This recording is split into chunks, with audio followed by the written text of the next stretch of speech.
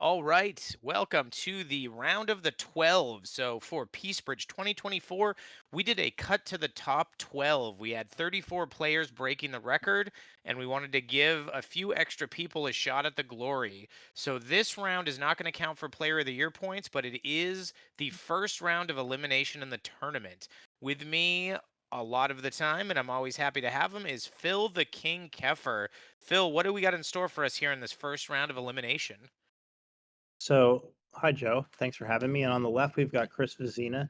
He's playing Scott Flint's deck from Ohio, which is like basically an any hero deck that has the no activator event in it. And it's a very defensive deck that sometimes sits behind a shield that you just can't penetrate. But Chris was having a really good day and made it into the top 12.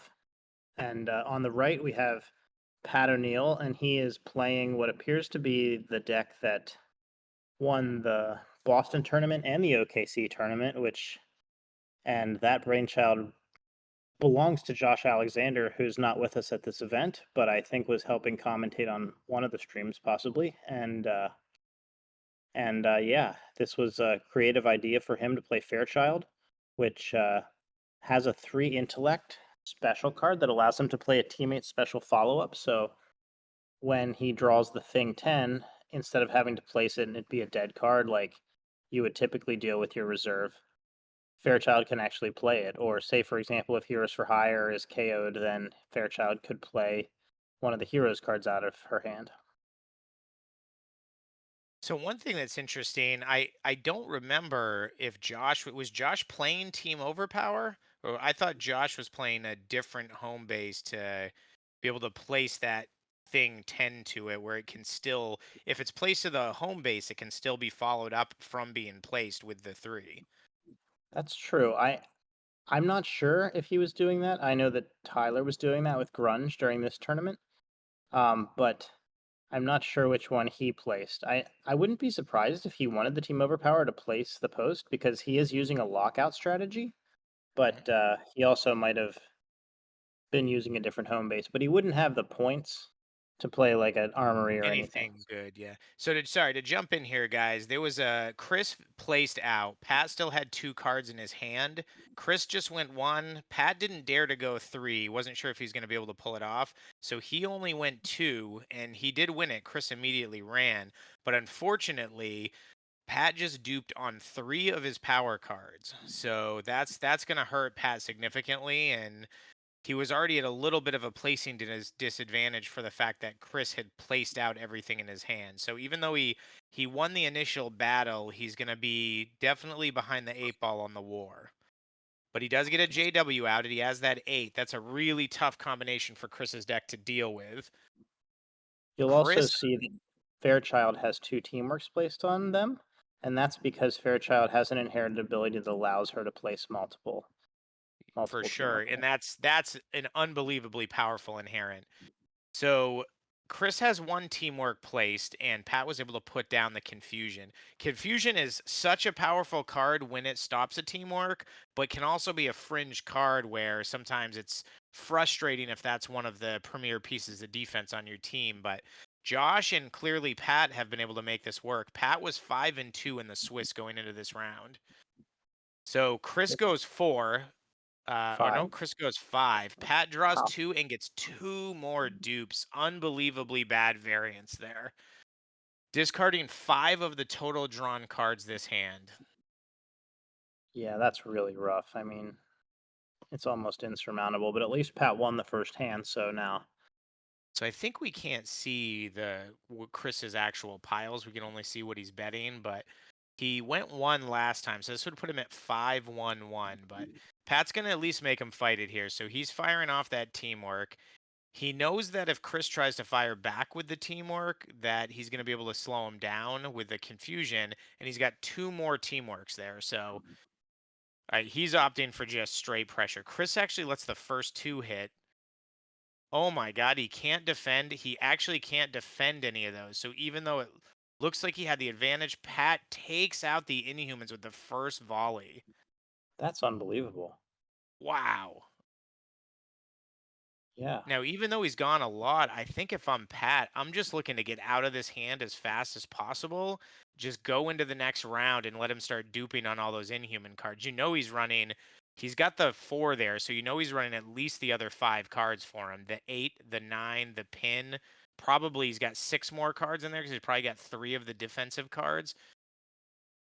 All right, so Chris Yeah. is trying to fire a full string back. So he fires the aspect, can't be negated. Now, Pat does have the option to negate the 4 here.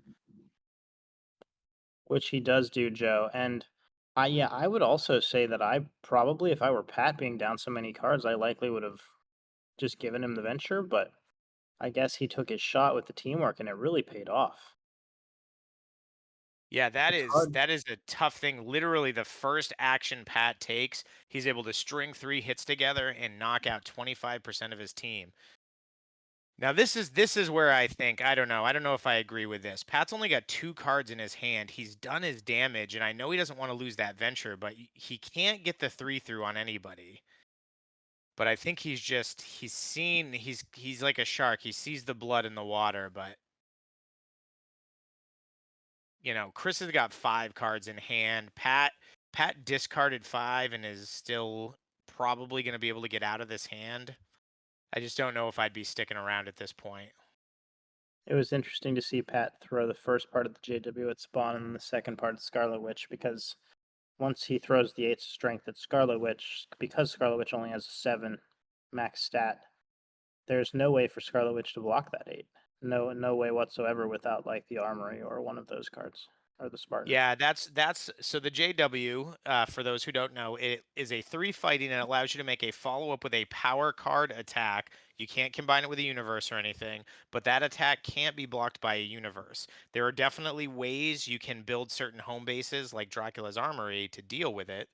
But in this deck, with what Chris is playing, Pat knows that is an auto hit on a max 6 or a max 7 character. All right, so Pat takes one little poke. Unfortunately, Pat allows himself to take the one fighting to get the 8 out there, and they go to hand 3.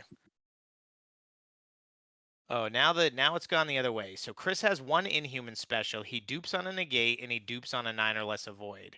Now he can't place the 9 or less avoid, so that's a rough swing for Chris. But Chris is also in a position where he can go 3 for the win. Yeah, so I think it should be noted also that typically, I don't know if the word is typically, but oftentimes any hero deck will play 4 of its negators negates due to the fact that it only has one other negate in the deck, the any hero negate. And So now Chris has placed a second special to Scarlet Witch. Clearly, he can't do that. He has the Merlin negate placed to her. But my guess is this is going to be a fight anyway, and they'll get used. But that is an illegal placement. Probably Chris is a little distracted because of the black border on the new specials. Um, yeah, I've seen this happen numerous times just because the art goes to the top relative to the other specials. Um, but I'm sure people will get used to it. well, and it will help when everything going forward is going to have uniform color schemes. Unlike what they True. did with the old sets where, I mean, you can even see between a monumental card, an image special, and a power surge special, there's 3 completely different colored and designed borders. That's not going to be the way it is done in the new one. That's good to hear. Yeah, so they're both players are building their placing back up here a bit. But did you see what Chris ventured? I couldn't see it off the side there. I didn't see it. Did you see if Pat drew? He would have needed to gone 3 for the win. Yeah, I didn't see it. I know that Pat's strategy is a lockout strategy though. So So um Chris plays the opponent discard a placed card and gets rid of his post lockout. That's a really huge play right there. With 2 negates sitting on the board, there's not a lot of big effects that Pat's going to be able to get through. Pat's going to really have to hope he has some kind of JW action. yeah, with the two negates sitting on the same guy. Mm. Pretty funny to watch, but um yeah, so now Pat's gonna try to string another pile of small attacks together to kill Doctor Strange, which he very well might be able to do here. Well, we know he's got the 9 or less in his hand because he duped on that, but I'm surprised he's not going for spawn though. There's not really a mechanical advantage for going to strange in this position. There's no defense placed to spawn. There's no power card. So he can be putting the pressure on the character that's going to have the most specials. Um so that's a little bit questionable for me. I feel like I would definitely be putting the pressure on spawn, not Doctor Strange. I agree. I mean, there's a chance he was just thinking that the hits are all really small and that he wanted to force them to be blocked, or I'm not sure. Honestly, I'm not sure either. I would have probably gone to spawn also with them, or even witch straight down the middle because of the eighth already there. So Chris is able to put a string together, not a teamwork. So Chris is just was refusing to fire that teamwork off, and he got the 8 through and KO'd Fairchild. That's a pretty brutal hit at this point because he got rid of the confusion. Now his teamwork can be played this battle and represents a kill on Heroes for Hire.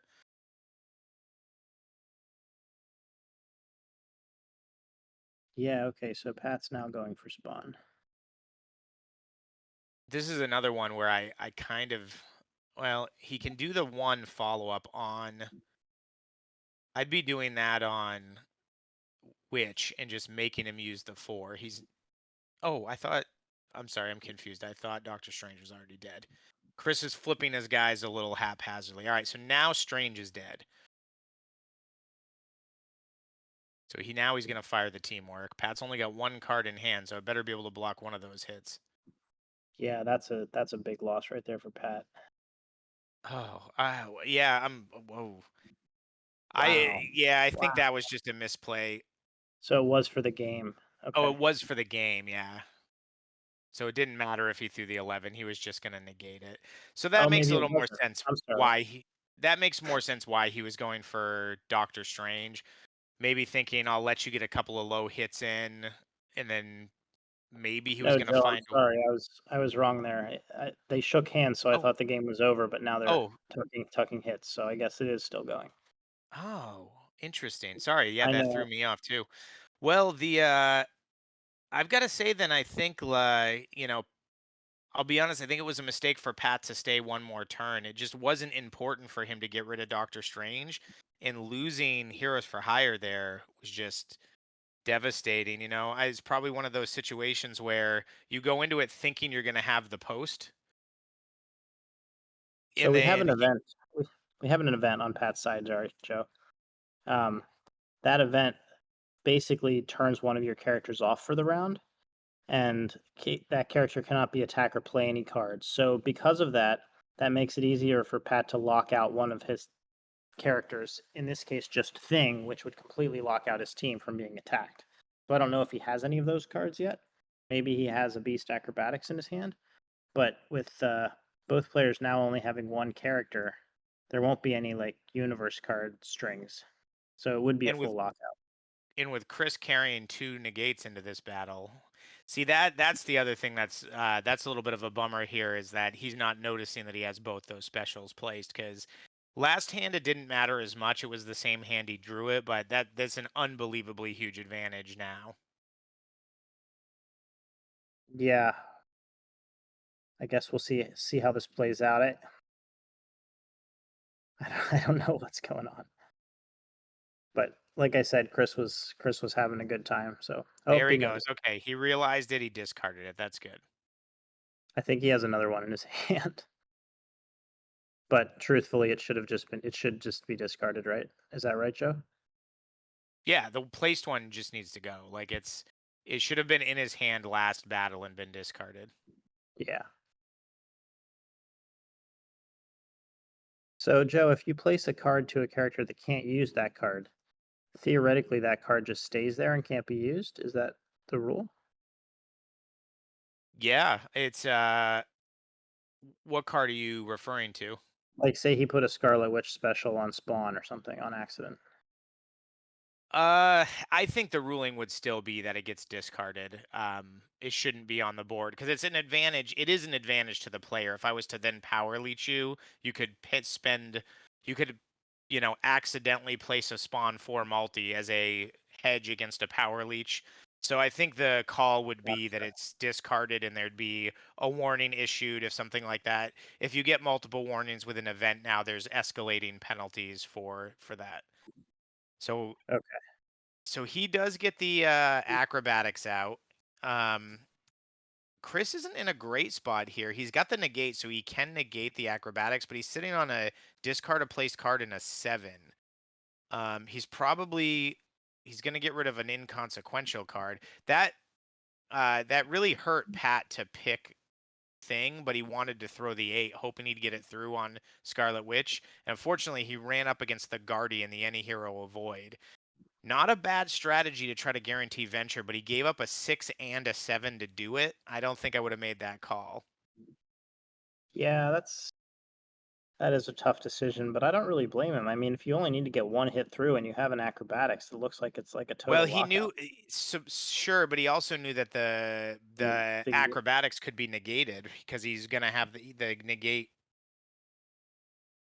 So he doesn't have a negate. Well, he had one maybe to negate the Yes. negate. But Chris was able to use his wizard to go get the negate, then negate the acrobatics, and then throw the 7 energy. Yeah, they kind of rushed through it at the end, but what happened there is he used his web-headed wizard. He got a Scarlet Witch negate. Pat can't concede because he's going for the win. He then negated the acrobatics and threw the 7, which was enough venture for him to secure the win.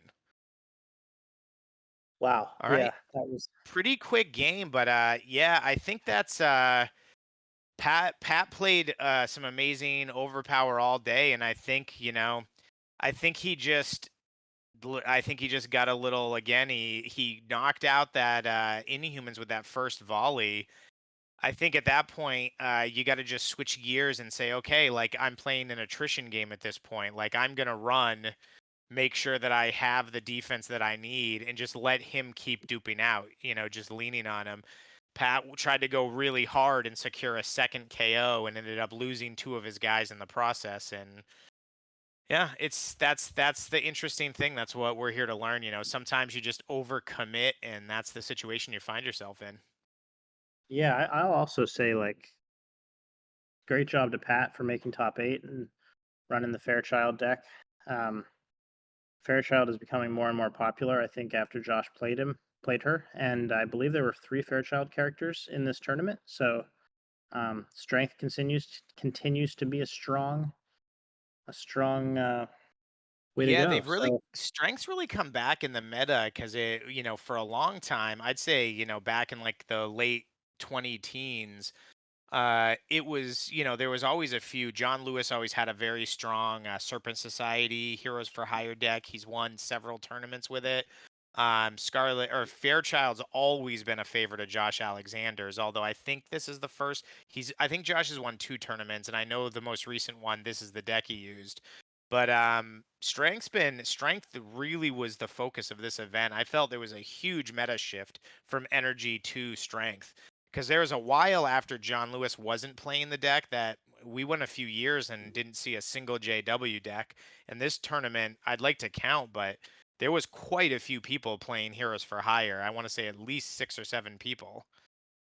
yeah, between the number of people playing Heroes for Hire and the number of people, there were some people playing White Queen as well, and like also JWs out of the Concrete Jungle Battle Site and things like that. So like, and there might have been a new Warriors. There was just a lot of JWs all over the place. Yeah, there's definitely a new Warriors. The one of the decks that's becoming a little bit popular is Zeos in the back, new Warriors in the front line, and there's just ways they shift hits and KO them to trigger both the it becomes a draw 3 for free. And that's one of the strategies I've been seeing that I think is interesting. Yeah, I don't know if we've found the best way to use that yet, but it is very powerful. All right, everybody, that is the end of the first round of elimination. So Chris will advance to the quarterfinals. That'll be the end of Pat's day. He will finish with 5-2 in the Swiss. He will be knocked out of the first round, but we are going to move on to the quarterfinals. So jump in, and we can't wait to see you there. See you there. And we're out. Well, that was a nice and fast one.